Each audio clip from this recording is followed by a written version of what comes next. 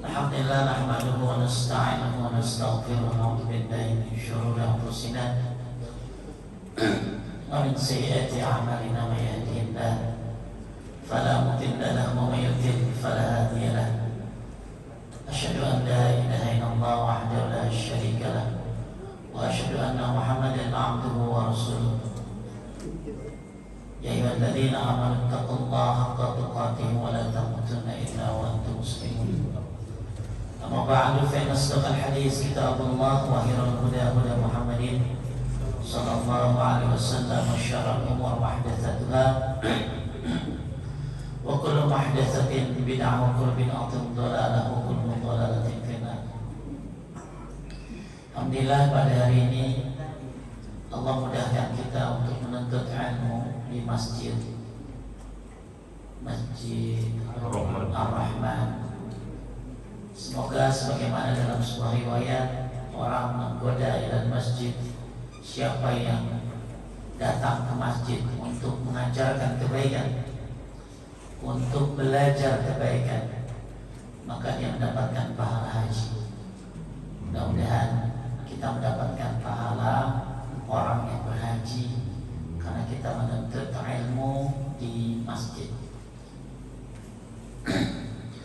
Kita akan lanjutkan kajian amalan harian seorang muslim di poin yang ketiga, halaman 11 tadi ya.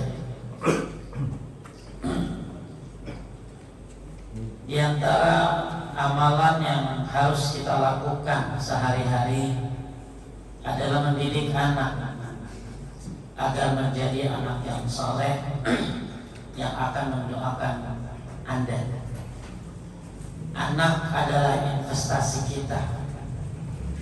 Anak menyebabkan orang tuanya diangkat derajatnya oleh Allah Subhanahu wa taala. Anak adalah penambah amal kita walaupun kita sudah mati. Kita sudah mati, tapi anak terus melakukan apa yang kita ajarkan kepada dia. Maka ini suatu hal yang sangat luar biasa bagi orang tua. Contoh misalnya, Anda mendidik anak-anaknya ke masjid. Ibu-ibu menyuruh anak-anaknya ke masjid usia balik. Anggaplah anaknya 2 laki-laki. Kemudian ibu mati, anaknya setiap hari ke masjid 5 waktu, 2 berarti keutamaan sholat di masjid kan salah satunya pahalanya haji. Orang yang ke masjid banyak banget keutamaannya. Salah satunya pahalanya juga sama seperti orang yang berhaji. Berarti anak laki-lakinya 2, 5 kali kali 2 10. Ibu di kuburan udah mati gak bisa beramal, tapi terus mendapatkan pahala jariah dari anaknya sehari haji 10 kali. Masya Allah. Ya, makanya mendidik anak adalah bagian daripada tanggung jawab. Apa aja tanggung jawab orang tua terhadap anak? Yang pertama, tanggung jawabnya adalah membesarkan anak-anak dalam tauhid kepada Allah Subhanahu wa taala dan mencintai Nabi Muhammad sallallahu alaihi wasallam. Ini tanggung jawab orang tua untuk mengajarkan dari tauhid dan mengikuti Nabi sallallahu alaihi wasallam. Tanggung jawab yang kedua, siapa yang melakukan ini? Lihat dalam Al-Qur'an. Wa iz qala Luqman li ibnihi wa huwa ya'iduhu ya bunayya wa huwa ya'iduhu ya bunayya la tusyrik billah inna syirka la dzulmun 'adzim. Ketika Luqman berkata kepada anaknya, wahai anakku, janganlah kamu menyekutukan Allah, karena sesungguhnya syirik itu kezaliman yang sangat besar. Berarti Luqman sedang mengajarkan apa? Tauhid kepada anak-anaknya. Kemudian yang kedua, tanggung jawab anak, tanggung jawab orang tua kepada anak dalam mendidik anak dalam ibadah yang wajib, ibadah yang sunnah ya seperti salat, puasa. Ini juga bagian dari tanggung jawab orang tua. Kemudian yang ketiga, tanggung jawab memberikan keteladanan. Dari sebuah riwayat dari Jabir radhiyallahu anhu, "Lian yu'addiba ar-rajulu waladahu khairu min an yatasaddaqa bisa'in." Siapa seorang bapak yang mendidik anaknya, maka itu lebih baik daripada sedekah dengan satu sa'. Riwayatkan oleh Tirmizi. Jadi seorang ayah mendidik anaknya, maka itu lebih baik daripada sedekah dengan satu sa'. Berarti seorang bapak bisa bersedekah setiap hari dengan cara mendidik anaknya, dan ini bukan tanggung jawab bapak saja, tapi juga ibu. Yang keempat, tanggung jawab orang tua kepada anak adalah mengajarkan ilmu-ilmu yang bermanfaat.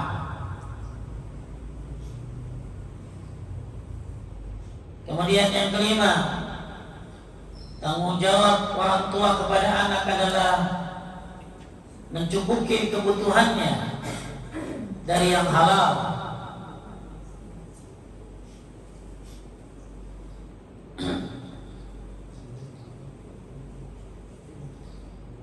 Nah, inilah betapa banyak tanggung jawab orang tua kepada anaknya. Di antaranya adalah apa tadi?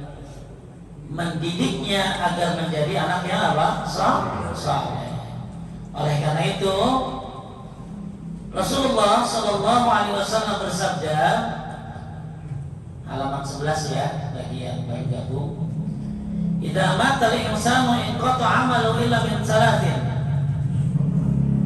sadaqatin jariyatin, aw 'ilmin yantafa'u bih, aw waladin salihin yad'u lahu. Jika seorang meninggal dunia, maka terputuslah amalnya kecuali tiga macam. Satu, sedekah jariyah. Ya. Apa itu sedekah jariyah? Apa Pak? Bu? Sedekah yang pahalanya mengalir. Seperti bikin masjid. Ya, walaupun hanya nyumbang tenaganya, walaupun nyumbang karpetnya, walaupun cuma puluhan ribu, jangan sia-siakan amal jariyah, karena selama masih dipakai masjidnya maka ini jadi amal jariyah, sedekah jariyah. Apalagi sumur yang sumur yang diambil airnya. Masya Allah, kalau bapak-bapak, kalau zaman dulu ya sumur digali, lalu kemudian orang pada ngambil airnya, ini pahala yang besar. Sampai-sampai saya sering bilang, orang ngasih minum saja pahalanya dapat rahikim mahtum, arak di surga. Ini bukan buat minum saja, ini buat keperluan sehari-hari sumur. Kalau sekarang mungkin jarang orang bikin sumur. Saya pernah ada yayasan di Bekasi, dia sedekah apa? Sedekah jet pump.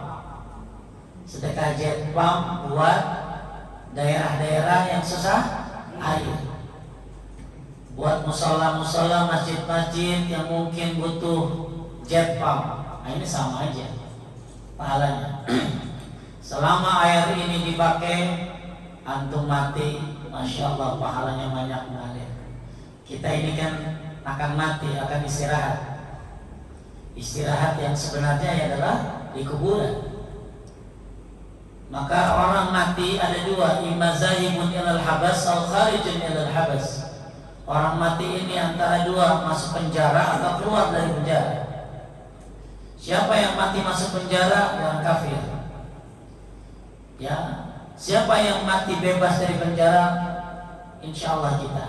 Makanya dunia ini kayak penjara, banyak aturan, banyak hal-hal yang antum harus taati, ini, itu dan lain sebagainya. Tujuannya supaya antum keluar dari penjara, bebas nanti mati.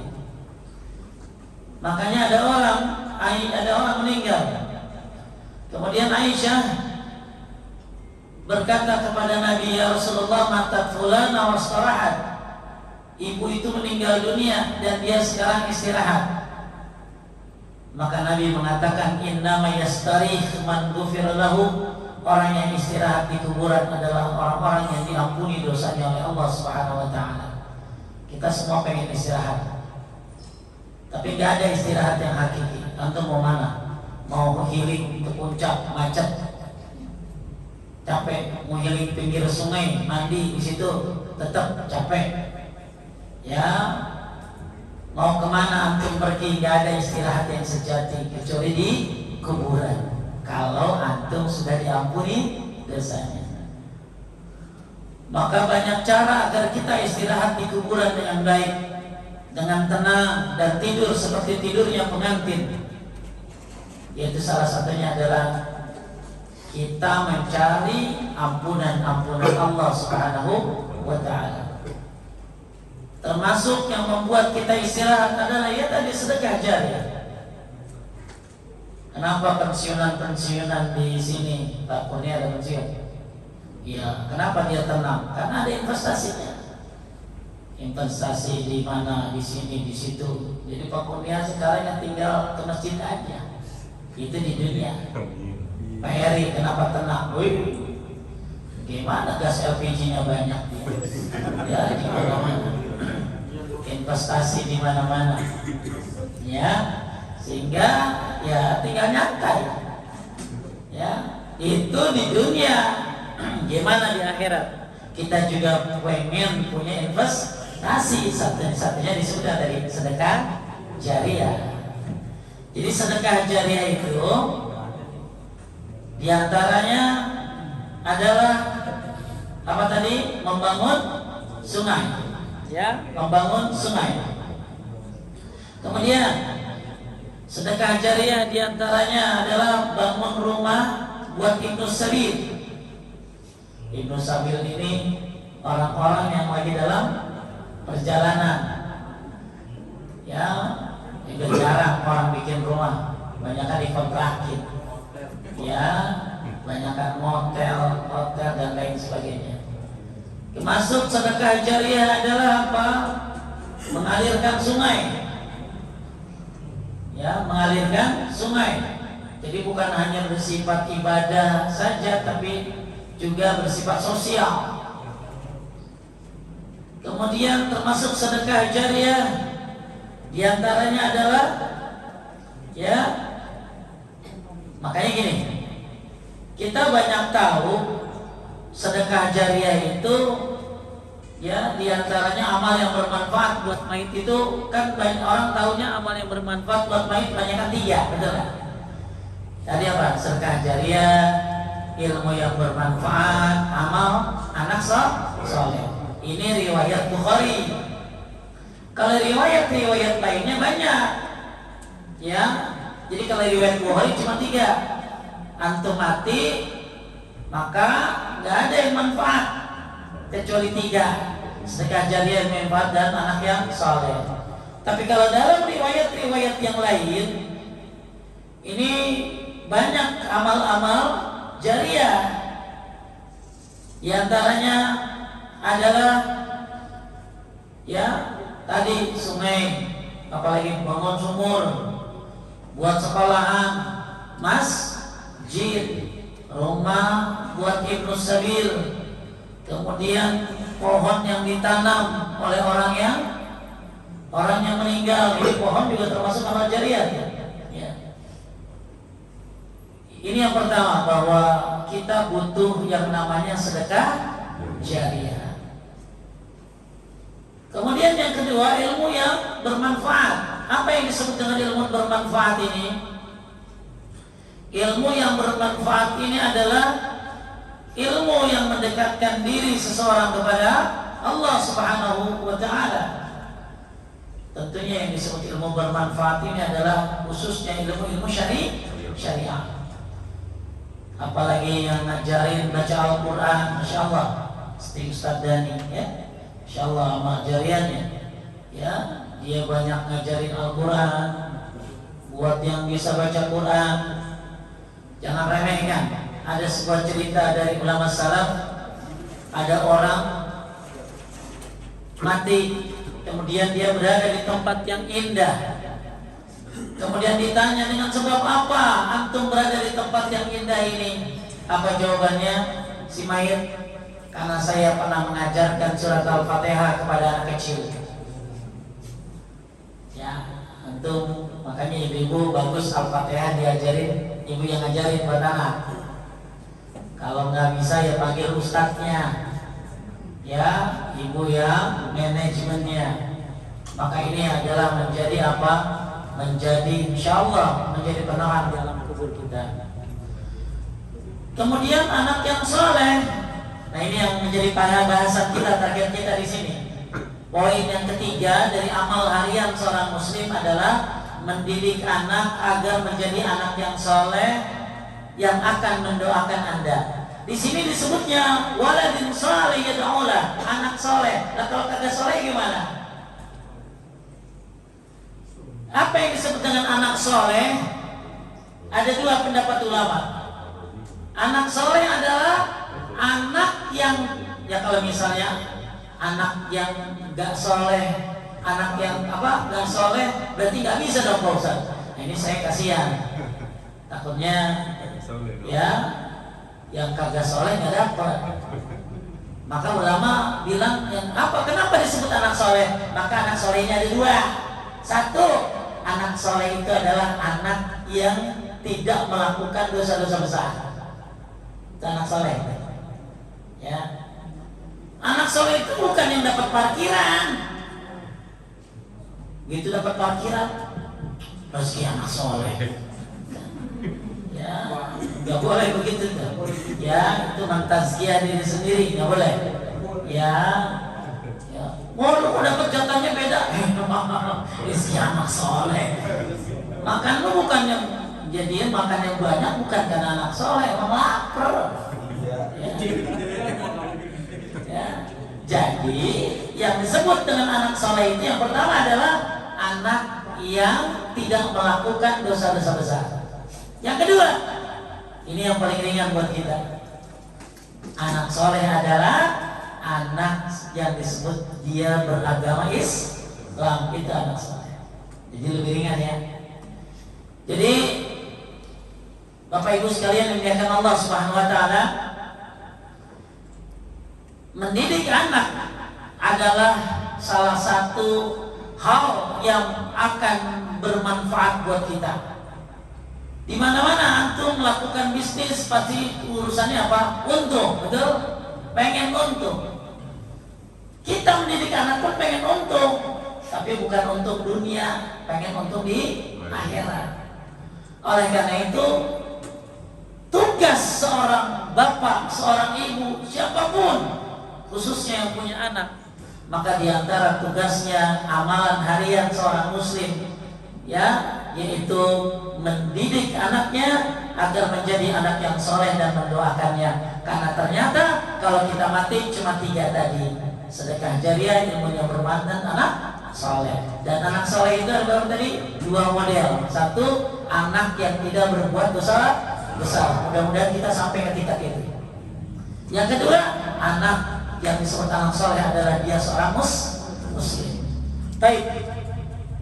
Yang jadi pertanyaan adalah, karena begitu pentingnya kedudukan anak yang membuat kita jadi amalan harian, bahkan tadi investasi, maka ada beberapa cara agar kita memiliki anak yang saleh.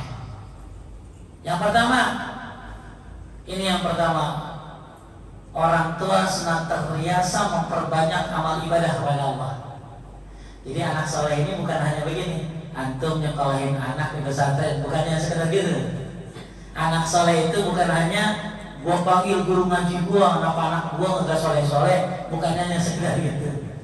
Ya, ada anak, anak saya taruh di pesantren supaya jadi anak yang soleh, bukan hanya cukup sekedar itu, tapi dimulai dari orang tua yang senantiasa memperbanyak amal ibadah kepada Allah Subhanahu wa taala. Kenapa? Di dalam surat At-Tur ayat 21. Surat apa, Bu? At-Tur ayat 21.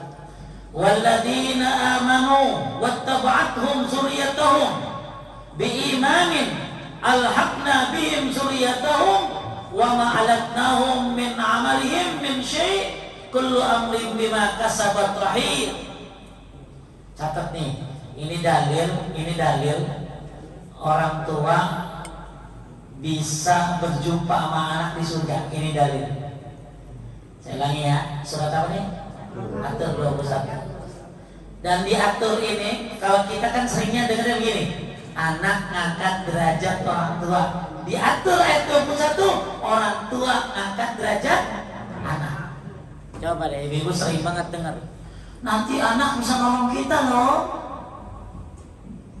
Anak bisa nolong kita, tapi dimulai dari siapa? Dari orang tuanya.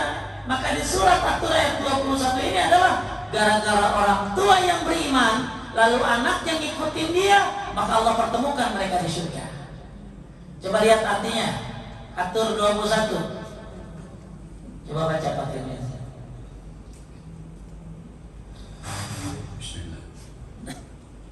Dan orang-orang yang beriman beserta anak cucu mereka yang mengikuti mereka dalam keimanan. Jadi orang tuanya apa tadi? Orang tuanya beriman, terus anaknya ngikutin keimanan siapa? Orang tuanya, paham ya? Jadi dimulai dari siapa? Dari orang tua. Malah nanti kenapa anak kagak soleh-soleh, bisa jadi orang tuanya belum tobat. Ini kita lagi bahas banyak kasus nih. Karena dosa itu efeknya banyak. Bisa jadi gara-gara dosa kendaraan bermasalah. Itu ulama salaf sudah membahas bagaimana gara-gara dosa sampai tikus di rumah, menyebabkan apa efek dari sebuah dosa. Jadi bapak-bapak, ibu-ibu sekalian dimuliakan Allah, ternyata dosa ini banyak efeknya. Salah satunya apa tadi? Anak. Maka nanti kita bahas kenapa anak belum benar, belum tobat, kenapa anak nakal banget. Nah, ini salah satunya adalah karena orang tuanya belum mau dari bertobat kepada Allah Subhanahu wa Ta'ala. Baik, nanti kita bahas. Jadi kita lagi bahas sekarang gimana cara mendidik anak agar anak ini menjadi anak yang soleh. Yang pertama, orang tua harus memperbanyak amal ibadah kepada Allah. Dalilnya surat apa tadi? At-Tur 21. Dan orang-orang beriman dan yang anak keturunan mereka mengikuti mereka dalam keimanan. Berarti anak-anaknya ngikutin siapa? Orang tuanya. Terus kami pertemukan mereka dengan anak cucu mereka di dalam surga, dan kami tidak mengurangi sedikit pun pahala amal kebajikan mereka. Setiap orang terikat dengan apa yang dikerjakannya. Baik, bahkan dalam Ibnu Katsir kata beliau, tafsirnya surat apa tadi? At-Tur 21. Orang yang beriman apabila anak keturunan mereka mengikuti mereka dalam keimanan, maka Allah akan mempertemukan anak keturunan itu dengan ayah mereka yang soleh. Jadi karena ayahnya soleh, maka akhirnya anaknya ngikutin ayahnya. Maka dengan sebab ini Allah pertemukan mereka di mana? Di syurga. Walaupun kata Ibnu Katsir, walaupun amalan anak keturunan itu tidak bisa menyamai amalan ayah mereka. Silangi ya, bapaknya beriman, anaknya ikutin. Allah temuin di surga. Walaupun kata Ibnu Katsir, amalan anaknya nggak sama amalan ayahnya. Walaupun anaknya nggak bisa nyamain amalan ayahnya. Misalnya masuk surga nilainya 10, anaknya cuma 7, Allah bisa angkat. Allah bisa angkat anaknya ke surga. Kenapa? Kata Ibnu Katsir, untuk menyenangkan hati ayah mereka dengan adanya keturunannya di sisinya di surga. Jadi Allah senang banget membahagiakan orang tua yang soleh dengan cara naruh anaknya di surga. Coba bayangin Pak, kita keluarga nih ngumpul, tapi ada saat, coba Bapak siapa namanya? Yang berapa? Pak Teguh. Pak Teguh punya anak berapa? 2. Sama istri kumpul di rumah. Udah punya cucu? Belum. Tiba-tiba ada satu anaknya Pak Teguh kagak ada. Kemana si Ano? Sakit Pak. Bagaimana perasaan Pak Teguh? Gak enakan. Kenapa orang acara kumpul-kumpul kagak datang? Ibu-ibu yang punya anak acara arisan, ayo kumpul keluarga besar, tiba-tiba ada yang gak datang, gak enak kayaknya. Itu baru di dunia. Gimana kalau di akhirat ternyata anak kita gak kumpul sama kita di surga? Alhamdulillah.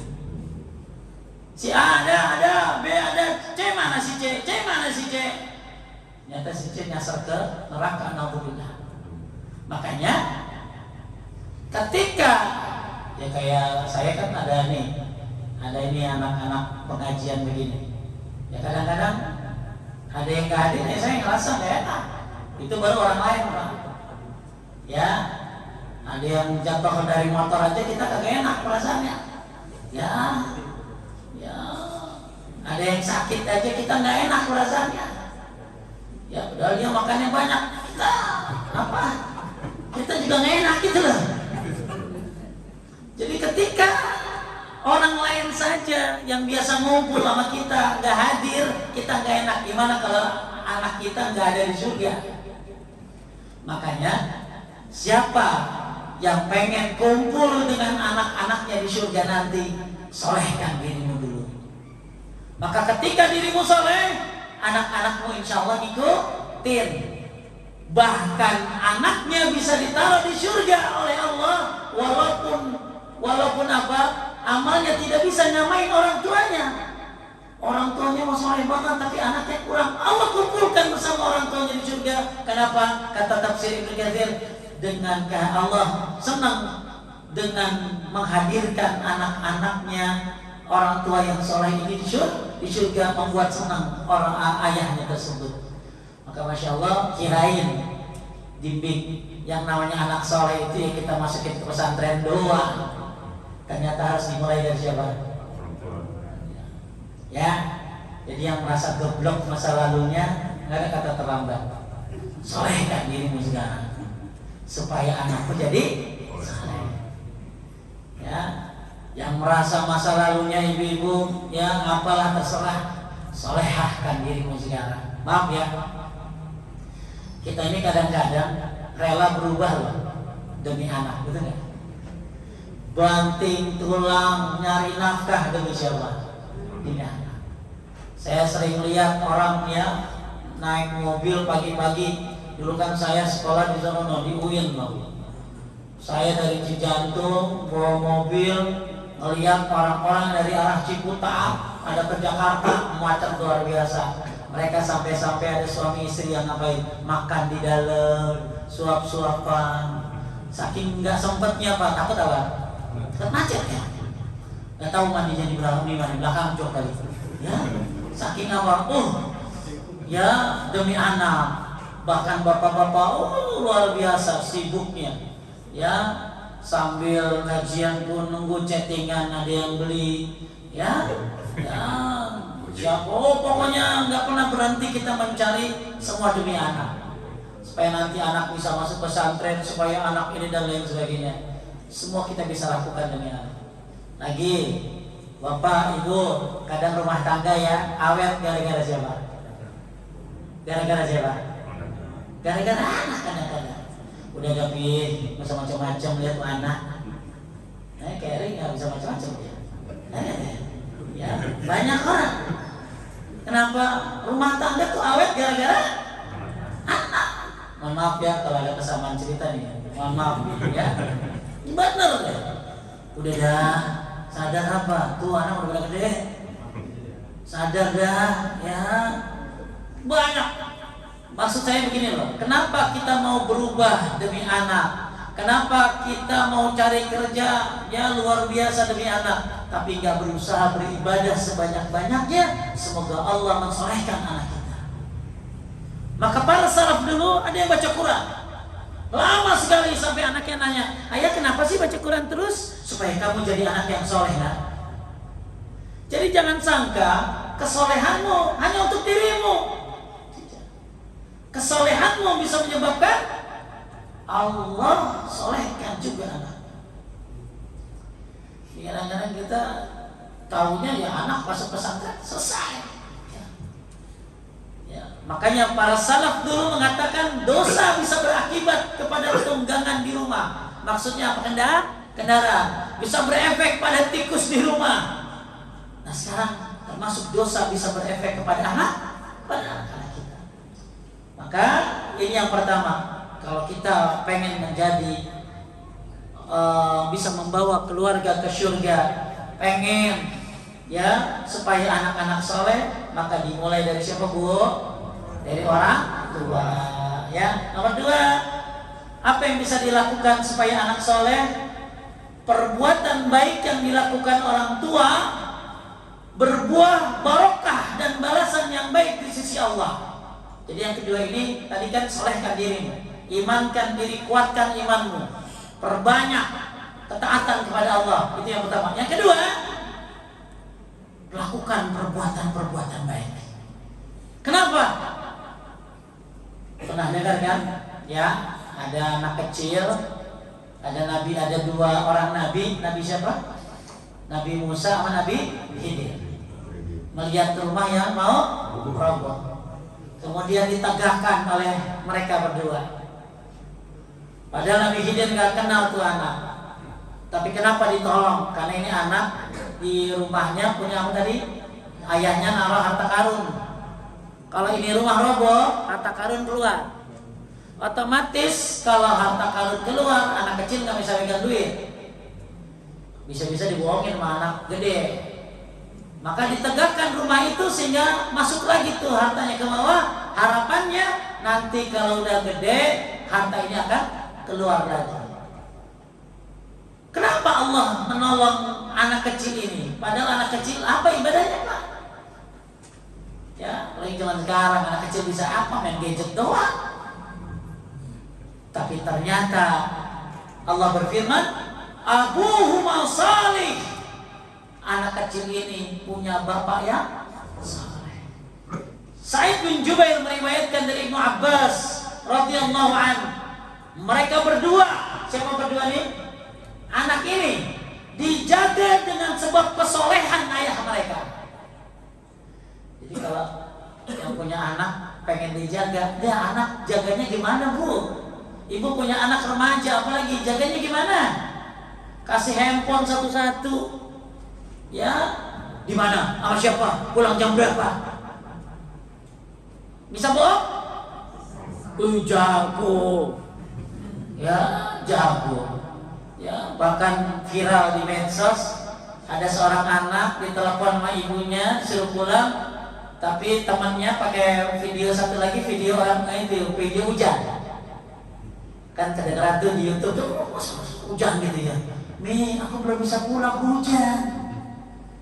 Padahal itu telepon dari teman satunya. Wah, anak sekarang akalnya luar biasa. Bagaimana caranya kita bisa menjaga mereka?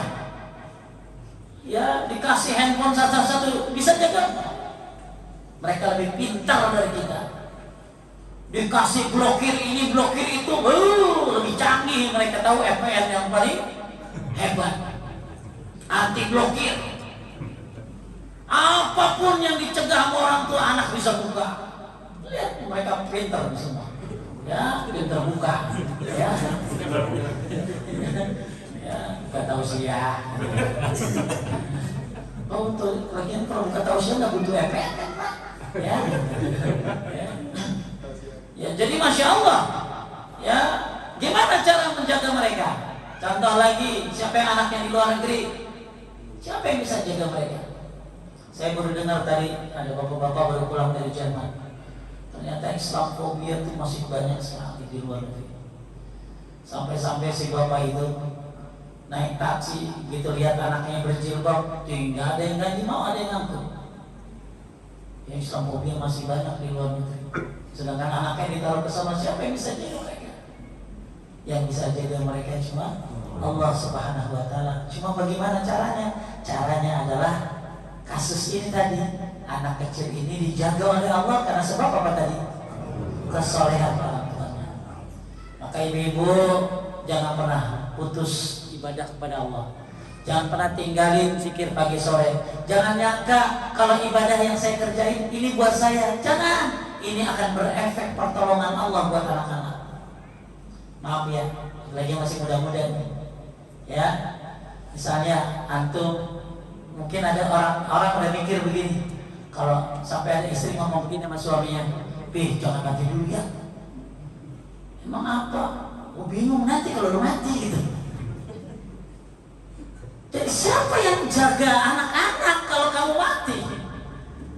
Padahal solehkan saja dirimu, nanti Allah yang akan menjaganya. Sampai-sampai Allah bilang apa nyuruh malaikat, "Allah takhafu wa la tahzanu wa abshiru bil jannati allati kuntum tu'adun." Kabar gembira surga telah janjikan oleh Allah. Di sini malaikat bilang apa? Allah takhafu, jangan takut, wa la tahzanu, jangan sedih. Kata Ibnu Katsir, Allah takhafu, takutnya jangan takut akhirat kayak apa. Wala tahzanu, jangan sedih. Ditafsirkan oleh Ibnu Katsir apa? Jangan sedih ninggalin keluarga, ninggalin anak-anak, ninggalin sampai dibilangin ditinggalin utang katanya. Kami akan menghandle-nya. Siapa yang akan handle anak-anak kita? Maka tugas kita ngapain tadi?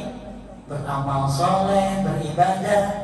Ya, Abu Umar Saleh. Kenapa Allah jaga dua anak ini? Karena bapaknya adalah orang soleh. Makanya tadi, kenapa kita bisa kerja keras demi anak? Kenapa kita tidak coba? Saya akan solehkan diri saya. Saya akan beramal yang banyak. Saya tinggalkan yang haram-haram supaya anak-anak saya anak yang soleh. Berarti yang merokok udah nggak boleh lagi. Ya, supaya apa? Supaya Allah jaga anaknya. Ya. Jadi ya buat yang itu kan dosa, ya itu kan haram, ya yang masih merokok, aduh supaya Allah jaga anak-anak saya matikan rokok ini karena Allah. Ya, ternyata di rumah banyak ya. Ya nih ya. Data yang kedua. Yang ketiga. Udah bujarin lakinya nggak apa-apa, nanti juga berhenti kalau dia sakit.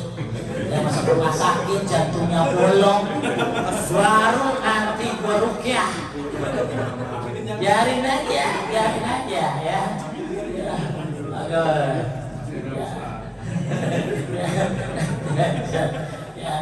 Ya.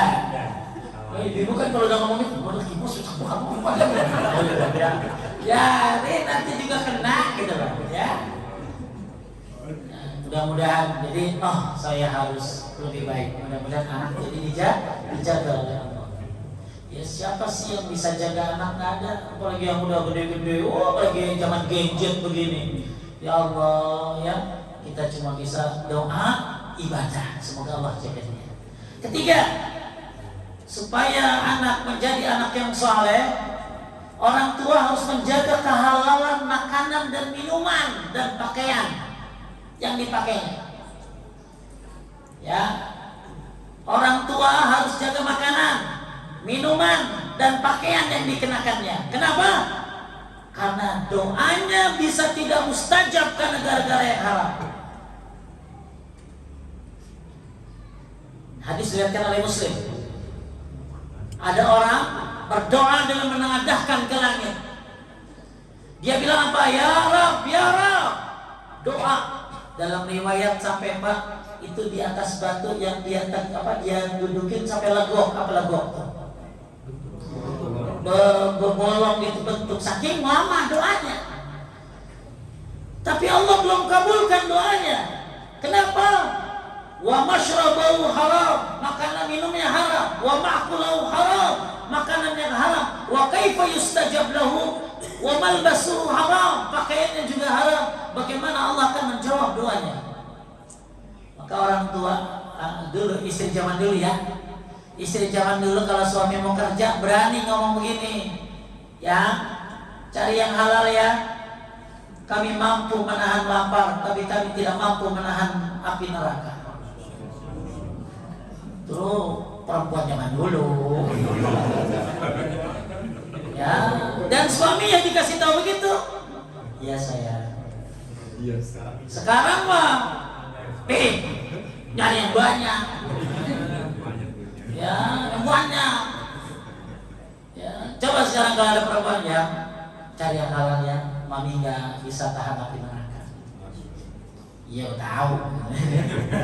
Ya, itu masya Allah pengingat. Jangan sampai makanan haram, minuman haram, pakaian. Apa maksud? Kenapa Pak Ustaz? Satu, takut api neraka. Dua, doanya nggak mustajab lah. Saya tanya, emang doa kita sekarang banyak buat siapa? Buat anak kan? Dulu kita kagak bisa doa nangis.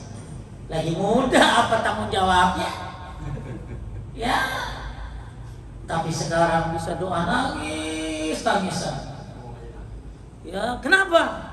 Karena doa buat anak.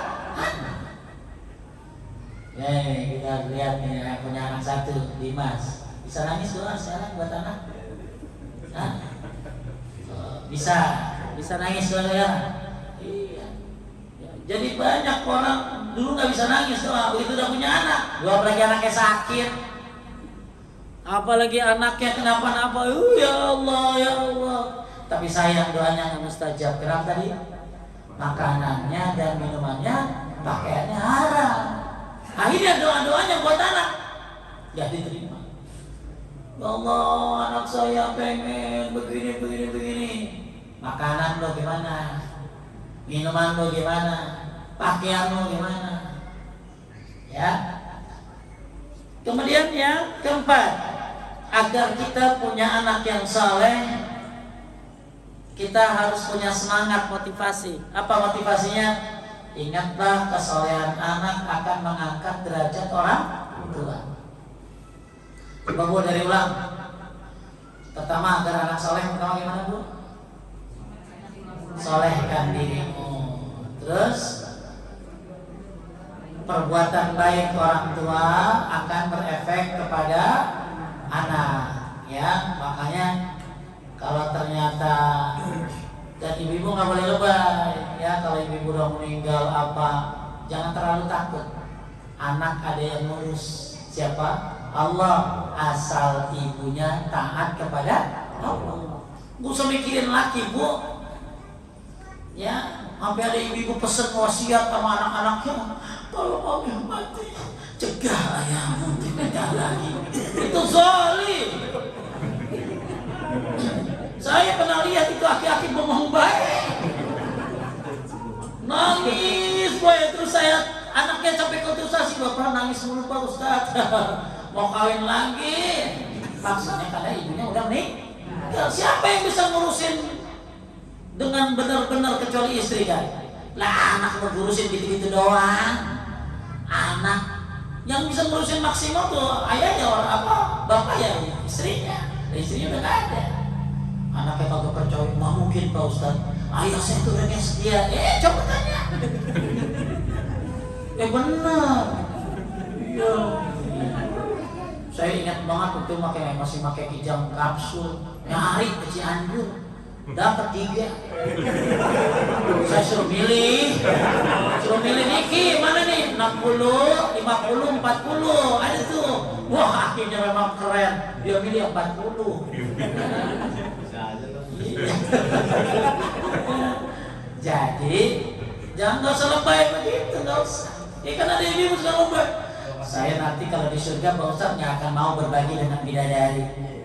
Saya bilang, kasihan amat nih, di dunia udah jadi cobaan, di akhirat tuh cobaan lagi.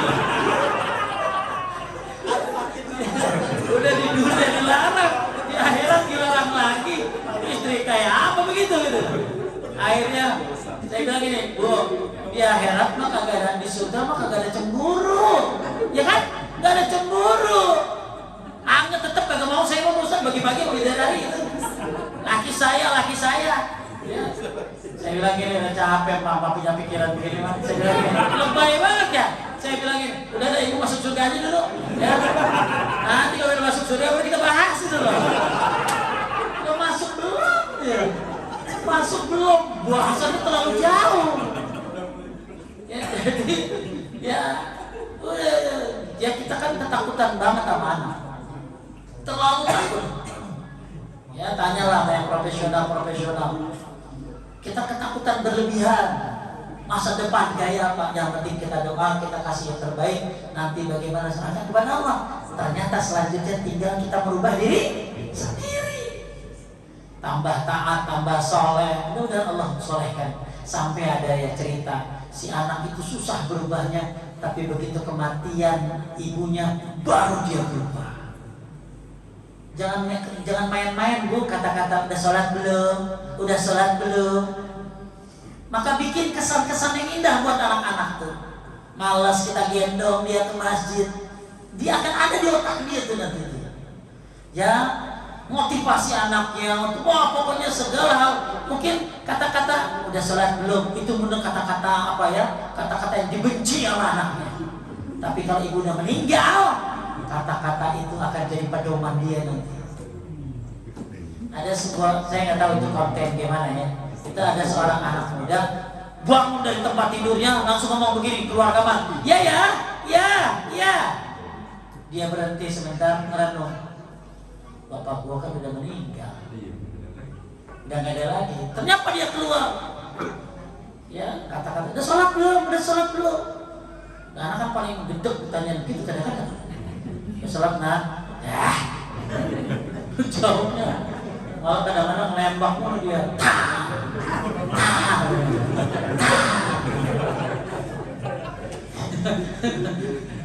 Ya, itu kata-kata suami Arab juga gitu tuh kalau isi sholat tuh. Ya, kadang-kadang kita masuk langsung dia tahiyat akhir. Yang lucu mah anak saya ini anak ustadz ya. Ya ini anak ustadz apalagi anak lu nih. Datang sholat dia langsung sholat pertama. Udah belum? Apa gitu dia? Jadi tayamum. Dia tayamum di kapet masjid. Sholat dia. Ya anak kecil tapi nanti akan jadi kenangan cerita-cerita seperti itu. Banyak hal-hal kenangan indah orang tua kita ada di kuping kita. Ya, jadi nggak boleh berhenti ngingetin anak sholat, kebaikan. Kemudian yang ketiga tadi jaga makanan, minumannya. Dan yang keempat, ingat kesolehan anak akan mengangkat apa tadi? Derajat orang tua. Nabi SAW bersabda, wa ana insan dan anak-anak kalian adalah buah usaha kalian. Ibaratkan oleh Abu Daud dan Al-Sa'id, anak adalah buah dari usaha kalian. Apa maksudnya? Dalam riwayat Ahmad disebutkan, nanti ada kedua orang tua yang diberi sepasang perhiasan dan tidak pernah dibuat oleh ahli dunia. Itu orang tuanya nih. Kemudian orang tuanya berkata, mengapa aku diberi pakaian ini? Apa jawabnya? Karena anakmu rajin membaca Al-Quran. Jadi ternyata anak yang rajin baca Quran menyebabkan orang tuanya dapat perhiasan. Coba lihat deh, antum tanya sama anak-anak yang melafalin Quran, apalagi dia anak yatim. Apa motivasi kamu supaya orang tuanya dapat mahkota, supaya orang tuanya dapat mahkota di surga nanti. Maka ingat, kenapa kita harus capek-capek didik anak? Maaf ya, di negara mana yang udah nggak mau punya anak? Jepang. Lihat sampai rumah-rumah pada kosong. Udah nggak ada anak, sampai ada satu sekolahan yang jauh tuh kereta tetap aktif.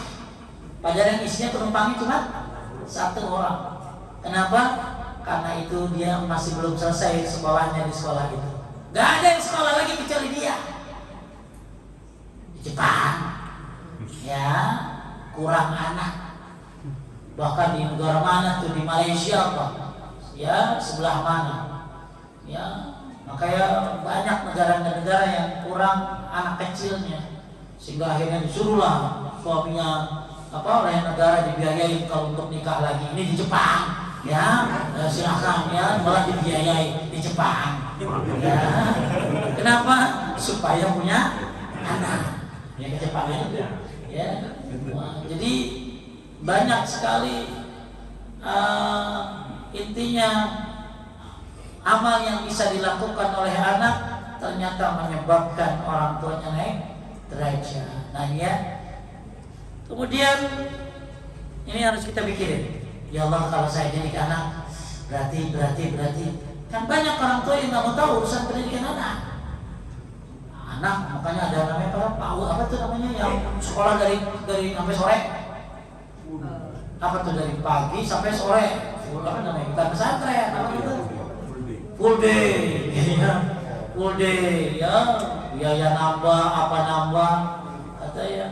Karena orang tua pengen semua anaknya dididik di sekolah terus. Ya, mudah-mudahan bagus ya. Ya, tapi ada juga itu mah orang tua malas dididik. Maka jangan pernah bosan liatin anak sholat. Gimana anak sholatnya? Oh, saya suka liatin anak saya wudhu gimana, sholat gimana. Kenapa? Saya suka, kadang saya videoin itu dari belakang. Kadang-kadang anak pintar banget les. Enggak ya, aku videoin. Udah anak ustad ya. Ya banyak. Nih sepertinya. Lalu dia ceng-cengesan gitu. Nggak boleh. Jadi kita terus perhatian, ngasih anak, pokoknya ayo sholat. Maka dalam sebuah riwayat bahkan ada orang tua di surga. Terus dia ngomong begini, ana lihaza, ini surga buat saya. Apa jawabannya? Bistighfari waladika laka, karena anakmu sering minta ampun buat kamu. Bayangin ya. Anak, makanya doa Allahumma firlahu warhamhu itu jangan main-main. Atau pakai surat Ibrahim 41, Rabbana firli wali walidayya walil mu'minin, jangan main-main. Terus baca. Kenapa? Karena dengan sebab itu orang tuamu akan bilang begini. Ini Haji nih, orang tuanya udah dua-duanya Haji ya. Ya Haji rajin doa pakai Ibrahim 41, Allahumma firlahu warhamhu, atau pokoknya berdoa minta ampun buat orang tua. Maka orang tuanya sampai ngomong begini, ini surga buat saya. Gara-gara apa tadi? Gara-gara istighfar atau minta ampun anakmu untukmu. Bahkan kata Syekh bin Shalih Utsaimin, ini yang punya bapak udah meninggal, ibu udah meninggal, apalagi yang udah dua-duanya, perhatikan. Kata Syekh bin Shalih Utsaimin, doamu dalam sujud buat orang tuamu dalam tahajud itu lebih baik daripada 10 ekor onta yang kau sedekahkan buat orang tuamu. 1 ekor onta 40 juta kali 10, 400 juta. Kita sedekahin sama orang tua nih buat almarhum bapak saya, masih kalah dengan doamu lagi sujud buat mereka. Jangan pernah lupakan orang tua tangisannya, ya. Jangan pernah lupakan doa-doa mereka. Jangan sombong, ente bisa begini gara-gara siapa emang? Oh, jangan sombong, gue usaha keras gue. Karena apa yang kau dapatkan sekarang adalah doa dari orang tua. Ya makanya kita pengen banget punya anak soleh. Maka cara yang keempat adalah ingat, kalau anak soleh nanti dapat, ya pasti susah. Masa ada anak soleh diajar, anak soleh jarang, pasti perlu perjuangan. Perlu masukin ke pesantren kirain belajar kabur wae. Ya pulang terus, ya banyak banget tipu daya anak soleh itu awalnya. Lama-lama alhamdulillah jadi soleh. Makanya kita harus punya pikiran, ya mudah-mudahan nih anak soleh. Ya kalau kan melihat anak yang badut kan juga kesel banget Pak. Ya Allah, ini anak agak bener-bener ini. Ya, mudah-mudahan ini anak yang nanti akan memberikan mahkota buat saya. Mudah-mudahan ini anak nanti yang bakalan nyelamatin saya. Mudah-mudahan ini anak nanti yang ternyata bisa menghindari saya dari api neraka. Maka dengan ada pikiran begitu kita jadi semangat untuk mendidik anak yang soleh.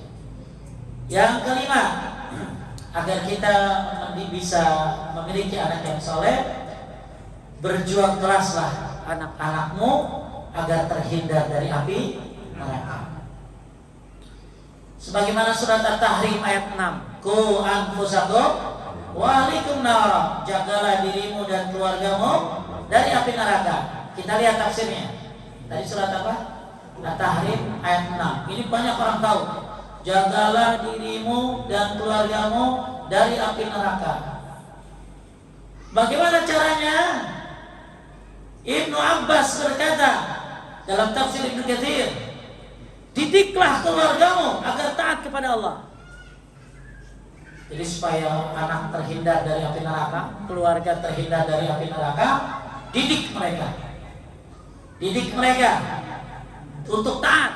Terus jauhi larangannya. Nah, ini paling susah buat anak-anak. Jauhi larangan yang dilarang oleh Allah. Kemudian kata Ibnu Abbas, nasihati mereka agar ingat kepada Allah. Dengan berapa cara tadi? 3. 1. Apa tadi? Anak disuruh apa? Ajak anak untuk taat kepada Allah. Suruh ke masjid, suruh apa. Ya. Dan harus pakai perjuangan. Anak saya aja sampai ngomongin yang kecil. Kenapa sih ya sholat mulu? Sholat itu ini bukan kewajiban lo. Emang kenapa kamu? Gak ada fun-nya gitu. Gak ada fun-nya gitu ya. Istri saya marah-marah. Emang kamu bakalan hidup terus lah, anak gue SD ingat mati. Nah, berarti saya anak SD sudah ingat mati susah ya.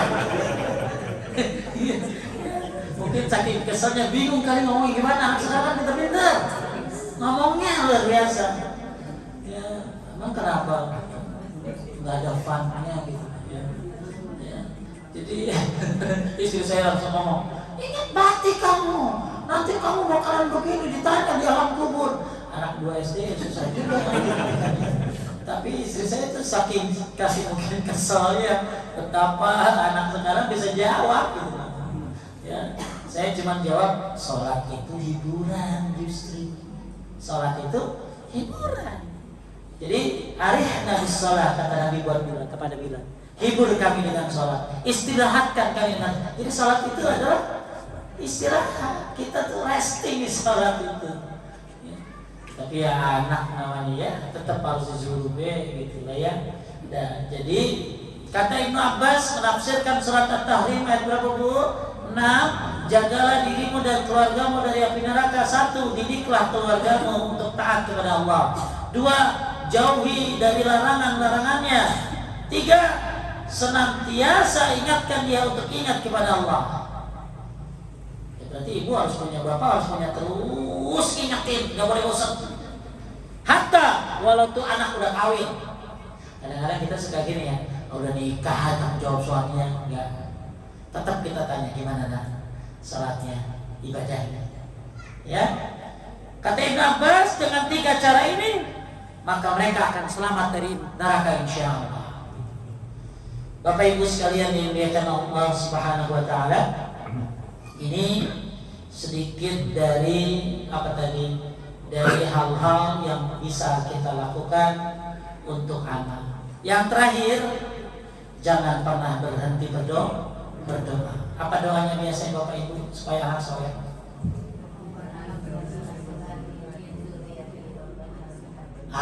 Kalau yang di Utsaimin dia gabungin doa gini, ikutin saya. Rabbi habli minas shalihin wa aslih li fi dzurriyyati. Nah, jadi ya Allah, jadikanlah anak-anakku anak yang soleh dan perbaikilah keluargaku. Ya, ikutin ulangi, Rabbi habli minas shalihin wa aslih li fi dzurriyyati. Jadi biar Allah yang memperbaiki keluarga kita. Ya, masya Allah Bapak Ibu sekalian dimuliakan Allah. Ini yang terakhir, yang ke-6. Maka jangan pernah berhenti berdoa. Ya kalau mau Rabbi habli minas shalihin, Rabbi habli minas shalihin enggak apa-apa. Atau wa aslih fi dzurriyyati, atau digabung tadi. Rabbi habli minas shalihin wa aslih li fi dzurriyyati. Jadikanlah anak-anakku anak yang saleh dan perbaikilah keluargaku. Ma'asyiral mu'minin rahimani wa rahimakumullah. Kalau kita mati, ya tadi ya cuma 3 dalam satu riwayat Bukhari, anak saleh, tadi sedekah jariah, ilmu yang bermanfaat dan anak saleh. Dan anak soleh ini Masya Allah ternyata investasi. Maka penting untuk melakukan memaksa diri kita, ya, mendidik mereka. Tentunya dimulai dari diri kita dulu. Ya, mudah dibantu doa, dibantu dengan mengingatkan makanan yang halal dan lain sebagainya. Semoga dengan cara-cara tadi Allah berikan kita anak-anak yang saleh. Baik. Kemudian sebenarnya ketika kita mati, saya akan coba bahas secara luas. Ketika kita mati banyak amal yang bisa bermanfaat buat kita, bukan hanya dari anaknya. Ya, ini bisa dicatat buat ibu-ibu. Amalan yang bermanfaat bagi mayit. Satu, bahagia apabila disolatkan oleh 40 atau 100 orang. Kalau disolatin jenazah, ya, mudah-mudahan yang nyolatin kita banyak gitu. Ya, Masya Allah kemarin ya, yang meninggal Ustaz Yazid bin Abdul Qadir Jawas, yang meninggal yang ziarah, yang takziah maksud saya, yang nyolatin sampai berkeloter-keloter sampai ke jalan-jalan, Masya Allah. Belum lagi selesai yang terlambat pada langsung sholat jenazah di kuburan. Ya, nggak apa-apa sholat jenazah di kuburan. Apalah saya pernah lihat meninggalnya Syekh Abdul Aziz bin Baz, itu luar biasa. Kalau dihitung yang nyolatin dia bisa jutaan. Masya Allah, bahagia itu manfaat. Pertanyaannya, mayit yang disolatin begitu siapa emang kayak begitu? Pasti kan orang yang luar biasa. Makanya kita nggak usah banyak-banyak dah, minimal tadi 40 Pak Andi. Makanya saya nggak akan nyolatin Pak Andi kalau belum 40. Iya. Jadi begitu Pak Andi meninggal saya dapat 40 belum? Kan tauhid keepers paling 20. Ya, ya sisanya tuh. Makanya siapa yang datangin salat kita itu adalah orang-orang yang memang tulus mencintai kita. Makanya gini ya, kalau bapak-bapak misalnya Pak Eri bikin acara apa, syukuran rumah baru, saya nggak bisa datang, ya nggak maklumin aja, jadwal saya padat. Wah Ustaz, saya beli ini baru, bikin sekolah baru. Pak Eri nggak bisa datang, nggak apa-apa. Jadi kalau ada acara-acara kita, orang lain yang bisa datang, bilang nggak apa-apa kalau belum bisa datang. Tapi pasti kasih not. Lu udah nggak datang di acara gua ini. Tapi tolong ya, nanti kalau gua mati lu jangan sampai nggak datang, nggak nyolatin gua. Kenapa? Apalagi itu teman orang yang bertauhid. Ya makanya bahagia mayit, kan kita lagi bicara anak soleh yang bermanfaat buat kita. Ternyata banyak selain anak soleh. Apa tuh? Kalau kita mati disolatin oleh 40 sampai 100 orang. Rasulullah SAW bersabda, tidaklah seorang muslim meninggal dunia lantas disolatkan oleh 40 orang yang tidak syirik. Nah 40 ini bagusan yang tidak syirik kepada Allah sedikit pun, melainkan Allah akan memperkenankan syafaat mereka untuknya. Jadi misalnya ini ya, maka orang bertauhid itu keren. Ya, orang bertauhid itu Masya Allah nyelamatin dirinya, bahkan kalau doa bisa jadi syafaat. Tapi jumlahnya berapa tadi? 40. Kan kalau kita ada yang mati disolatin sama 100 orang, campuran ya Pak. Kan kita juga nggak bisa begini. Maaf ya Bapak Ibu yang syirik keluar. Nggak bisa kita juga. Ya. Iya, kita juga nggak tahu. Ya. Yang pasti Mama Gubron kita larang. Ya, nggak bisa tuh gitu ya. Ya. Jadi ketika kita disolatin sama 40 orang dan dia tidak syirik, maka doa kita Allah maghfirlahu warhamhu itu jadi syafaat buat mayit. Kerennya gitu. Ya. Oke, kita akan berhenti nih anggota nih kalau sampai 40. Pas buat nyolatin gitu. Ya. Mati satu baru langsung ganti satu lagi. mati satu ganti lagi baru. Ya. Jadi Bapak Ibu begitu hebatnya orangnya. Sampai Ibnu Abbas yang mau mulai sholat kecuali sampai berapa tadi? 40. Cuman kalau 40 orang ini tadi bertauhid, makanya mudah-mudahan kita mati disolatin oleh orang-orang yang bertauhid. Mudah-mudahan lebih, ya lebih. Apalagi kalau sampai berapa tadi? 100. Ya, masya Allah ini lebih hebat lagi. Nah ini RW nih biasanya. RW bisa deh tuh. Ya warganya banyak kan sih RW dia. Belum mati, wah ya luar biasa. Ya bisa ratusan ya di luar. Ya bisa nyolatin sampai keluar-luar, masya Allah. Kemudian yang kedua, nah ini bagus nih kalau kita mati nih. Ya, terus orang yang di atas kuburan kita doa. Doanya begini, ikutin saya. Allahumma ighfir lahu. Allahumma tsabbithu. Allahumma ighfir lahu. Allahumma tsabbithu. Kata Syekh Utsaimin baca 3 kali. Kenapa? Nabi SAW nyuruh istaghfir li akhikum was'alu lahu tatsbit fa innahu lan yus'al. Mintakan ampun buat saudaramu, mintakan kekokohan buat saudaramu, karena sekarang dia lagi ditanya. Maka itu bagus kalau udah selesai kuburin, kita doa. Buat laki-laki nih yang ngantar ke kuburan ya. Apa tadi? Allahumma ighfir lahu, Allahumma tsabbithu, Allahumma ighfir lahu, Allahumma tsabbithu, Allahumma ighfir lahu. Ampuni dia, kokohkan dia. Ampuni dia, kokohkan dia. Ampuni dia, kokohkan dia. Karena dia lagi ditanya sama malaikat, maka oh, bahagia banget kalau ternyata kita. Nah pertanyaannya, teman yang kayak gitu doain teman yang gimana? Ya pasti teman yang menuntut. Ya kalau yang enggak menuntut mereka enggak tahu dia. Ya. Yang ketiga, ya ini amal yang bermanfaat buat orang yang meninggal, doa. Doa dari kaum muslimin.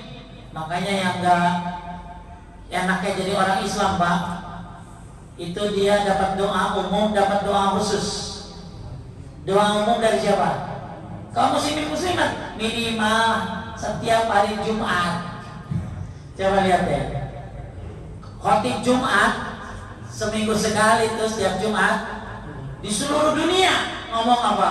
Allahumma ighfir lil muslimin wal muslimat wal mu'minin wal mu'minat. Antum kalau nggak punya anak, nggak punya orang dekat, jadi orang Islam mati, antum dapat doa dari kaum muslimin dan muslimat. Cuman dari seminggu setiap Jumat sekali. Makanya kita kalau bisa kita biasakan suka doa begitu. Pakai surat Ibrahim 41. Atau kalau mau ngomong firil muslimin yang ulama.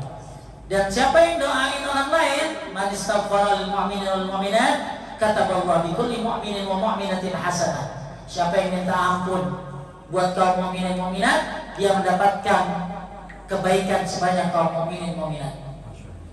Antum Tirmizi doa Allahumma ighfir lil muslimin wal muslimat, dapat kebaikan sebanyak kaum muslimin dan muslimat. Yang hidup aja katanya ada 1,6 miliar. Jadi kalau pengen dapat kebaikan 1,6 miliar gampang. Tinggal tadi Allahumma ighfir lil muslimin wal muslimat wal mu'minin wal mu'minat. Atau surat Ibrahim tadi, apa tadi? Rabbana ighfirli wa liwalidayya wa lil mu'minin. Maka jangan pernah tambahin yauma yakumul hisab boleh. Ya, jangan pernah lupa dapatkan kebaikan 1,6 miliar. Dari siapa? Dari orang yang kita doakan, yaitu kaum muslimin dan muslimat. Enak. Makanya yang mati dalam keadaan Islam bahagia. Kenapa? Dapat doa selalu dari kaum muslimin dan muslimat Jumatan sekali.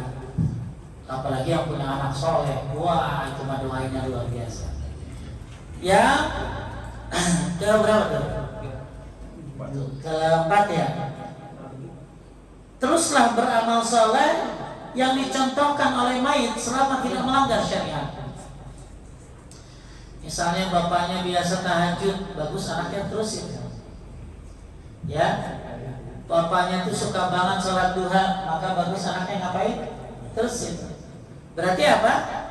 berarti kebiasaan bapaknya dicontoh anaknya, maka ini akan jadi apa dari pahala jariah buat orang yang sudah meninggal.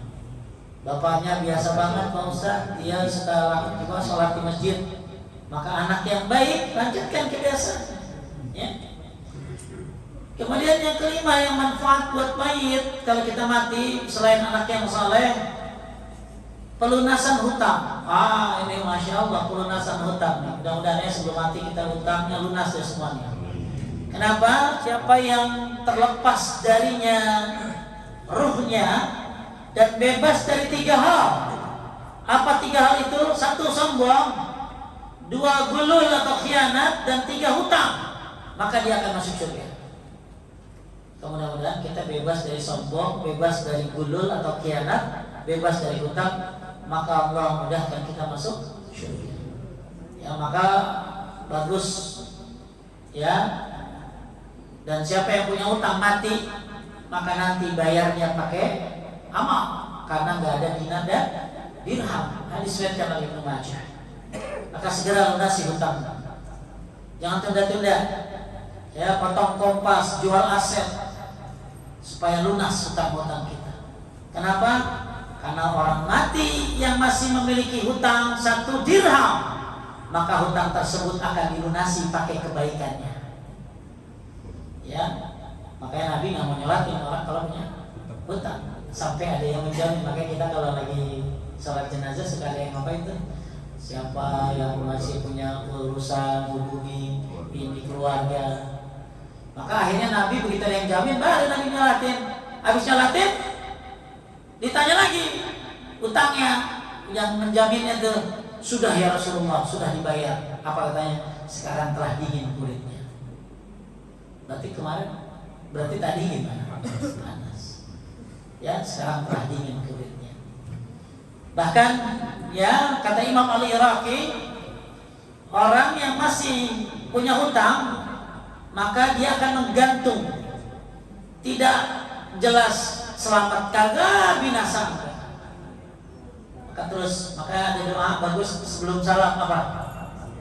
Allahumma inni a'udzubika minal ma'sam wal maghram. Lagi, Allahumma inni a'udzubika minal ma'sam wal maghram. Ya, hindari dari kemaksiatan dan hutang. Allah, ya mudah-mudahan ya yang punya hutang dimudahkan semuanya. Ya. Kemudian yang ke berapa yang bermanfaat buat mayit? Yang ke-6 ya. Lunasi qada puasanya. Jadi kalau misalnya ibu-ibu yang meninggal nih punya hutang puasa, maka diqada sama siapa? Siapa yang kena? Soma anhu waliyuhu, ahli warisnya berpuasa untuk dia. Bagi ibu-ibu yang punya hutang nih bu, hutang puasa, kasih tahu lakinya. Kenapa? Karena nanti ibu mati kalau di mazhab Syafi'i ganti sama apa? Puasa lagi. Kayak kalau ibu meninggal, suami nangis ya banyak sebab.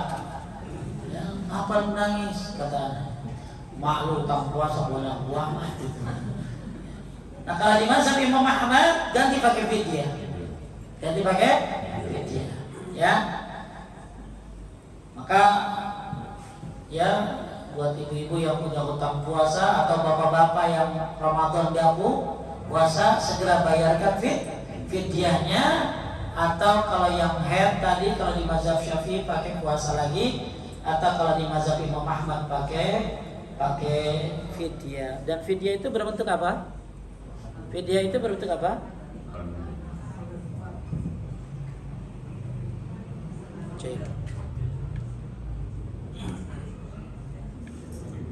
Ya.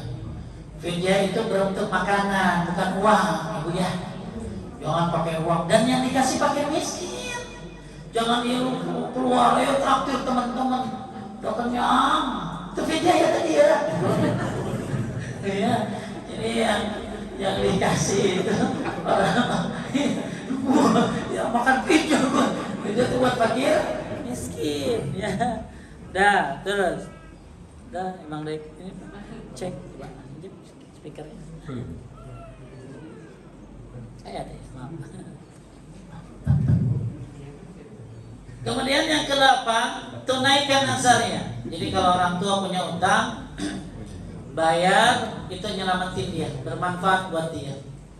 Kemudian tunaikan nazarnya. Orang tua kalau punya nazar, kalau laku tuh tanah di Ancol, ya mau bagi-bagi, laku mau berangkatin umroh, ternyata laku belum sempat, maka bayarkan nazarnya sama anak-anaknya. Ustaz, kalau anak-anaknya nggak mampu gimana, udah habis semuanya, maka anaknya berpuasa 3 hari berturut-turut, atau ngasih makan 10 orang, atau ngasih pakaian buat fakir miskin 10 orang. Kemudian yang ke-8, yang bermanfaat buat mayit kalau kita mati selain anak yang saleh, yaitu bersedekah atas namanya. Boleh sedekah atas nama siapa? Atas nama mayit dibolehkan. Bahkan kata Ibnu Taimiyah ijma ulama, ya boleh sedekah atas nama mayit. Tapi ulama ada yang membatasi, ini buat anak ke orang tua ke anak, bukan bebas gitu. Tapi ada ulama juga yang membebaskan. Kemudian yang ke-9, yang bermanfaat buat mayit nanti kita mati, jagalah tanamannya. Jadi kalau bisa, ya kita punya tanaman tuh bagus. Siapa ibu punya tanaman? Banyak. Ada yang punya tanaman? Nah itu bagus dijaga. Pak Kunia punya? Istri almarhumah. Wah banyak. Diurusnya sekarang? Alhamdulillah masih ada. Nah itu jadi pahala tuh. Karena orang nanam pohon itu punya 2 manfaat. Manfaat dunia, manfaat agama. Kata Syekh ini. Manfaat dunia apa? Lihat, bikin adem, betul kan? Pohon bikin adem. Manfaat agama apa? Ternyata apabila tuh pohon, Pak, dalam riwayat Muslim, fala yagrisul muslim gharsan fayaqul minhu insan wala dabbah wala tayr illa kana law sadaqatan ila yaumil qiyamah. Seorang muslim yang nanam tanaman, lalu tanamannya dimakan manusia, dimakan binatang, dimakan burung, melainkan tanaman itu akan menjadi sedekahnya sampai hari kiamat. Nah, apalagi tanamannya ada manfaatnya, Pak. Kalau lagi yang punya durian, Pak, ya luar biasa itu WA saya, ya kita mau jagain ya.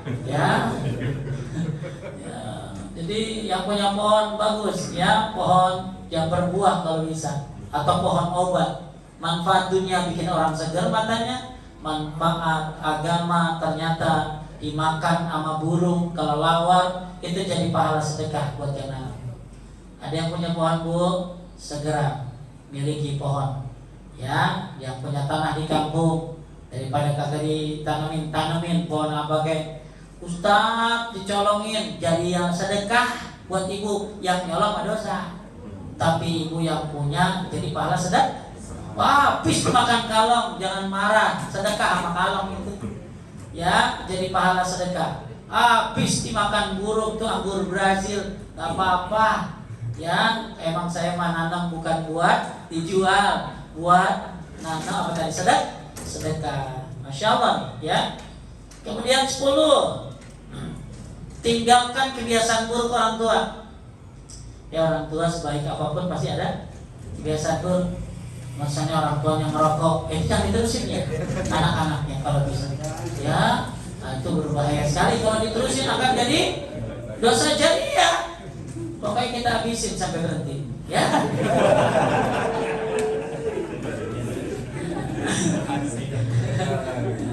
Jadi ya karena dosa itu jadi dosa jariah. Kenapa lo ngelakuin bapak gua gitu kan? Ya maka berhentikan kebiasaan buruknya. Mungkin orang tuanya biasa apa ya, biasa salah, biasa apa, maka anaknya jangan sampai ikan bapak dulu begitu, jangan, ya. Kemudian boleh nih badalkan haji atau umrahnya, ya. Nah, tapi syaratnya sudah haji, berhasil umrah, dan bukan dalam umrah berkali-kali, bukan. Misalnya nih bapak-bapak umrah nih hari ini, itu mah udah buat Anda. Ada yang gini, Senin umrah, Selasa umroh lagi, Rabu umroh lagi sampai rambutnya disisai. Ini buat besok nih, ini buat besok nih ya. Bukan begitu. Pak, misalnya kata Mizi umroh dari sini udah niat buat siapa? Ya, ada orang tua masih ada? Masih, Pak. Ya, buat siapa? Ya. Jadi kalau ada yang udah meninggal orang tua yang boleh dibadalkan dari umroh, boleh dibadalkan haji, tapi syaratnya sudah haji sudah umroh. Tapi dalam satu perjalanan, bukan berkali-kali. Kebanyakan di travel kan, ya Bir Ali datang umroh, besok umroh lagi, bukan begitu. Nabi nggak pernah begitu. Ya, jadi kalau mau nyuruh pelajar, karena dia kan mukim suruh dari mana tuh, dari Tanim, ya. Atau kalau mau Anda tidak badalkan umroh, tapi umrohnya atas nama Anda, tapi begitu tawaf habis-habisan doain orang tua, ya, doain lagi tawaf tuh, ya, apalagi yang di lantai 3, ya. Saya doanya sampai bingung, doa apa lagi gue ya, saking jauhnya, ya. Tuh, boleh badal haji dan umrah. Nah, ini yang penting nih, nomor 12 nih. Jangan main-main sama persaksian tetangga. Jangan main-main sama persaksian tetangga. Ini tadi disebutkan oleh Abu Ya'la bin Ibn dari Anas dari dalam kitab Sahih At-Targhib. Seorang muslim yang mati lalu dipersaksikan oleh 4 penghuni rumah dari tetangganya terdekat. Bahwa maksudnya gini, ya, bahwa tapi nggak usah begini Pak, kan kadang-kadang suka diteriak ya, apakah mayit ini adalah ahli khair? Padahal tetangga bukan. Ya, jadi 4 orang tetangga nyaksiin kebaikan Anda. 4 orang tetangga ini, ya, dia mempersaksikan Anda adalah orang baik, maka kecuali malaikat Allah pun akan berkata, aku terima persaksiannya kalian tentangnya. Aku telah mengampuni untuknya apa yang kalian tidak tahu. Maka pentingnya bertetangga yang baik. Jadi tetangga yang baik. Supaya apa? Supaya nanti dia akan bersaksi untuk kita. Bahkan orang dulu ya, Masya Allah, ya, kalau mau jual rumah itu kalau tetangganya baik sampai ditaikin harganya. Harganya 1M, dia tawarin 2M. Protes kan, apa kan pasarannya 1M dan menjadi 2M. Sebelah saya, tetangga saya yang baik, itu harganya 500 juta. Sebelah lagi 500 juta, 2M. Tetangga saya lagi, tetangga Ustadz lu naik pasaran, ya. Tetangganya Ustadz ya, main tuh ya, main-main di Blok M tuh pasaran dari 5M gitu ya. Ya, jadi tetangga itu bisa naikin harga. Ini tetangga jelek enak banget. Ya, enak banget tetangga jelek mah. Ya, makanya termasuk daripada kesengsaraan punya tetangga yang buruk. Kemudian ya banyak banget. Ya, cukup itu aja. Ada yang mau nanya sampai sini?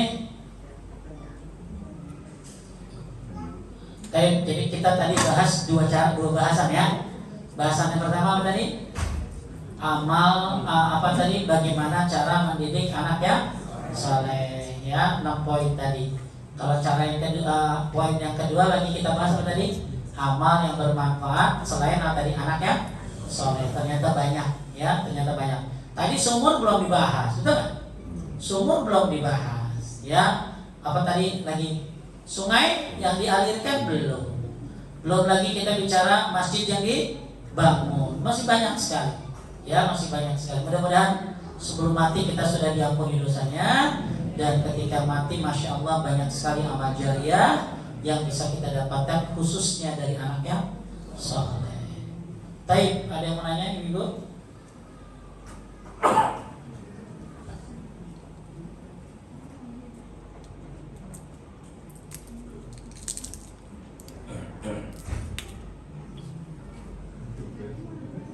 Saya dulu aja tar. Bapak berarti. Ya. Bapak. Ya, Pak Andi.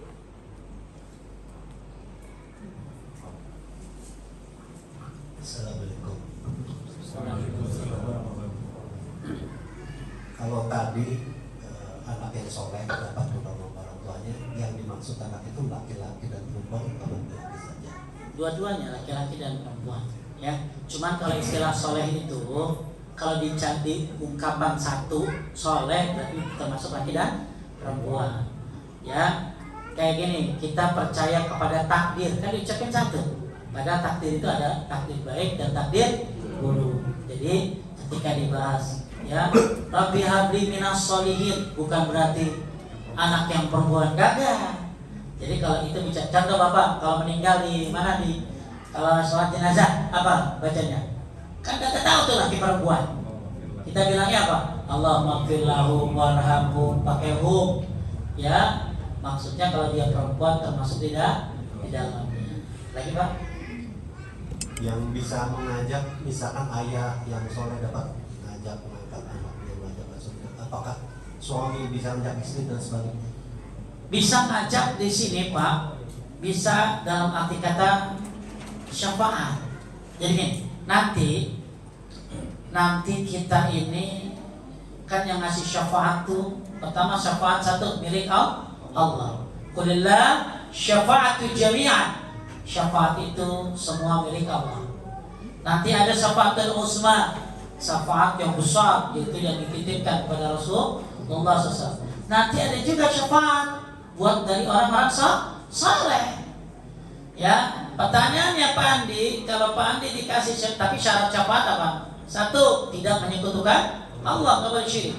Dua, yang kedua diizinkan oleh Allah Subhanahu wa taala karena la yashfa'u 'indahu illa bi izni, tidak ada syafaat kecuali atas izin Allah. Jadi syarat ngasih syafaat kedua yaitu diizinkan oleh Allah, kemudian dia tidak syirik. Kemudian yang dikasih syafaat pun diizinkan oleh Allah. Nah, ketika Pak Kurnia punya suatu keputusan, Pak Kurnia silakan cari orang-orang yang bisa jadi anggota Pak Kurnia. Maka Pak Kurnia akan dari orang lain apa orang dekat? Pasti orang dekat dulu. Maka disinilah kenapa kita disuruh berteman dengan orang-orang saleh. Salah satunya supaya dapat apa tadi? Syafaat. Ya masa sih Pak Andi ngelihat saya nggak ditolongin? Ya kalau gitu nggak usah masuk tauhid kita. Ya. Jadi itulah tujuan syafaat. Makanya istri termasuk bagian kategori. Sebenarnya istri itu masuk kepada Sofia. Sofia itu orang-orang terdekat. Ya, orang terdekat. Maka kalau ditanya ayah bisa ngasih anak ngajak ke surga, anak bisa, dan apalagi kalau seorang ibu yang meninggal anaknya, maka anaknya itu yang akan menariknya ibunya ke surga. Jadi istilah tarik-tarikan ke surga ini memang ada, ya, tapi semuanya apa tadi? Atas izin Allah. Kemudian tadi satu lagi tidak menyebutkan Allah. Lanjut. Kurnia. Salam. Jadi ada kalau istri meninggal dan suaminya menikah lagi, apa bisa ketemu nggak bisa ketemu istri pertama atau dengan istri kedua yang kita ketemu? Jadi alasannya itu.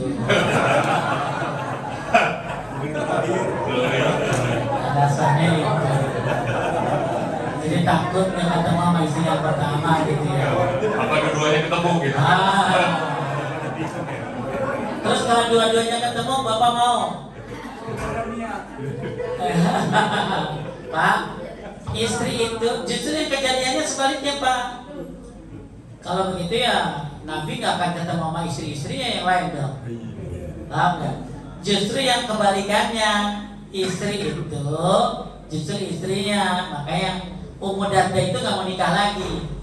Kenapa Ummu Darda nggak mau nikah lagi? Karena pengen bertemu dengan Abu Darda. Karena istri itu akan bersama dengan suami yang terakhir. Istri itu akan bersama suami yang terakhir. Jadi kalau dia nikah lagi, ya suaminya sama yang lain. Misalnya suaminya meninggal, ya, terus ibu teh nggak tahan. ya aduh nggak udah butuh ekonomi dan lain sebagainya, maka ibu nikah lagi sama lelaki ya lain yang istilahnya seagama, maka ibu nggak ketemu lagi sama suami yang pertama. Tapi kayaknya suami senang Pak gitu loh. Kalau ditanya, ya masa di dunia lu lagi di akhirat lu lagi gitu ya.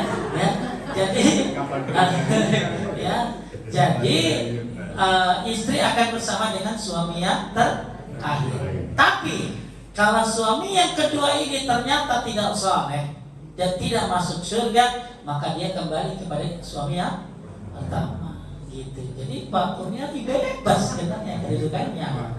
Ya bisa banyak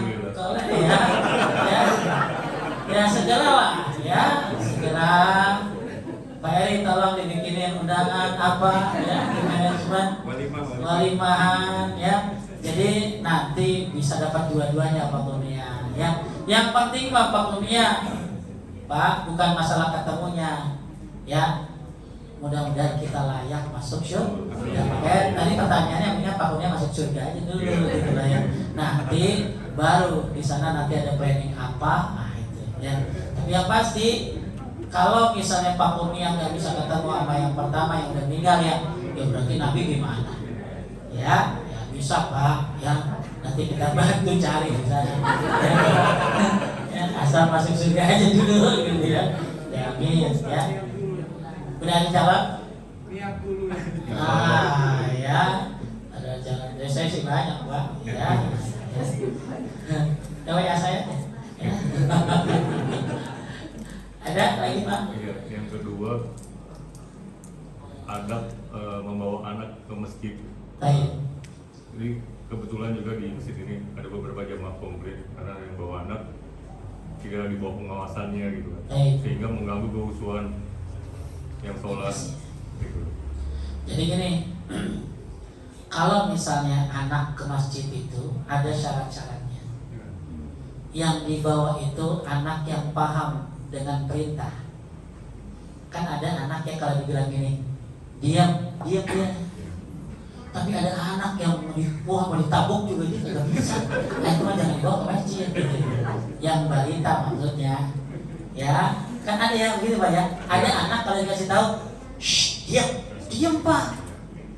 Jadi sering meloncat ke masjid tuh, shh, langsung diam. Tapi ada yang luar biasa melonjak banget itu Pak. Kalau di sini Pak, bunyi di itu malah melempar botol Pak, botol aqua di. Ya.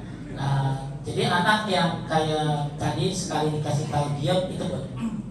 Tapi kalau yang nggak bisa jangan dibawa. Ya, jangan dibawa. Karena takutnya dia malah jadi dosa orang lain yang keganggu ya, atau dipisahkan softnya. Jadi kalau anak tuh bagus di ujung Pak, di ujung, di pojok gitu, orang tuanya di sampingnya atau bapak-bapak di sampingnya. Jadi kalau misalnya ribut sedikit kan bisa dalam pengawasan, bisa digencet, digesek gitu, digencet dikit gitu ya. Iya. Ya, yang gak dikoplok nggak boleh. Dan yang bagus lagi yang dikasih tahu jangan dimarahin, yang kasih tahu itu bagus orang tuanya.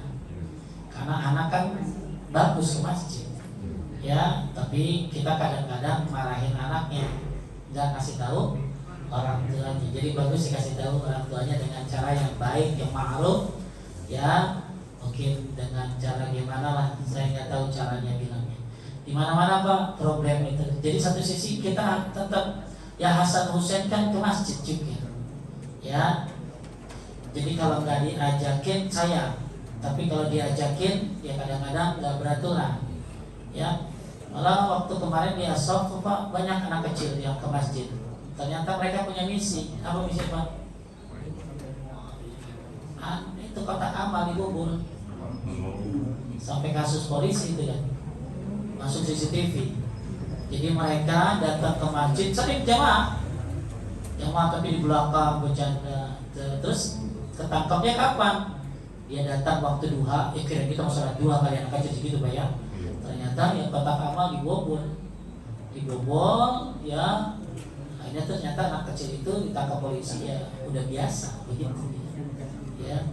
Nah ini insya Allah itu kan di pinggir jalan ya Pak, Masjid As-Safa. Tapi kalau di sini kan enggak insya Allah ya. Jadi intinya orang tuanya dikasih tahu. Nah kalau mau Pak Kurnia, saya ada selembaran tempel di depan. Itu nurutin masjidnya Darussalam. Tahu masjid Darussalam mana? Baitur Rahman. Baitur Rahman Fedek belakangnya dia ada pintu. Tolong orang tua yang bawa anak ke masjid 1, 2, 3, 4 ada rule-nya gitu. Ada aturannya. Ya, saya fotoin, saya kirim ke DKM. Ya, ternyata ya tadi buat supaya orang tua tuh kalau bawa anak nggak sekadar dia bawa, tapi ada aturan-aturannya. Baik, ibu dari mana? Bagaimana cara mendidik anak yang bisa tinggal dengan ayahnya karena perceraian orang tuanya, di mana ayah dan ibunya memiliki visi yang berbeda dalam mendidik, visi yang berbeda. Ya, luar biasa. Ini yang kadang-kadang Bapak Ibu sekalian, kadang-kadang ada orang tua yang cerai, kemudian visi misinya beda didik anak. Ya, maka ini coba aja jadi bapaknya punya visi ini, anaknya ibunya punya visi ini, dan ini masya Allah butuh diskusi antara siapa tadi, orang tua. Ya, ini yang biasanya kasus perceraian suka begini, beda visi dan misinya. Maka saran saya, satu, orang tuanya harus diskusi. Jadi anak ibunya mau pengen anaknya ini di pesantren, bapaknya kagak sekolah. Ya, akhirnya ya anak tadi bingung cara mendidik. Nah, sebenarnya urusan pendidikan ini kan urusannya, maka kalau memang ini urusannya masalahnya akhirat, maka ibu harus berjuang. Tapi kalau urusannya duniawi, ibunya pengen anaknya jadi dokter, bapaknya pengen anaknya jadi apalah apa bu, misalnya insinyur, ini mah urusan gampang sebenarnya, bisa didiskusikan baik buruknya. Tapi yang susah, ibunya pengen anaknya jadi kiai, ya bapaknya pengen anaknya jadi ini. Nah itu yang biasanya sulit, butuh diskusi. Maka ternyata diskusi ketemu, alhamdulillah boleh pendidiknya. Ternyata nggak ketemu, maka senjata ibu adalah ke anaknya. Ke anaknya apa? Diberikan motivasi pentingnya agama. Nah, penting agama begini. Maka insya Allah bapak nggak akan bisa maksa, betul? Karena anak biasanya dia akan masuk sesuai yang dia inginkan. Maka kalau anaknya enggak, aku pengen di pesantren, aku pengen jadi ulama, tentunya bapaknya nggak akan bisa apa-apa karena anaknya sudah apa? Sudah diberikan motivasi. Dia semacam brainwash, tapi brainwash untuk kebaikan. Ya saya dari kecil anak tuh dari mulai mau tidur ya, kamu santren ya bangun, pokoknya sering banget ngomong kata-kata pesantren itu. Ya, maka orang ibu-ibu ya kan udah bisa, maka terus dikasih tahu anaknya, maka dia nanti yang akan menentukan pilihan. Kemudian yang ketiga, nggak ketemu juga, masih keras juga. Ya, siapa yang bisa merubah hati seorang kecuali Allah? Maka berdoalah kepada Allah Subhanahu wa taala untuk suaminya diberikan kelembutan atau anaknya dikokohkan sehingga suaminya bisa ngalah untuk perkara agama. Ya, cuma itu aja sih. Cukup kita tutup dengan doa kifaratul majlis. Subhanaka Allahumma wa bihamdika asyhadu an la ilaha illa anta astaghfiruka wa atubu ilaik. Mohon maaf kalau ada kesalahan dan kekurangan. Barakallahu fikum. Assalamualaikum warahmatullahi wabarakatuh. Waalaikumsalam.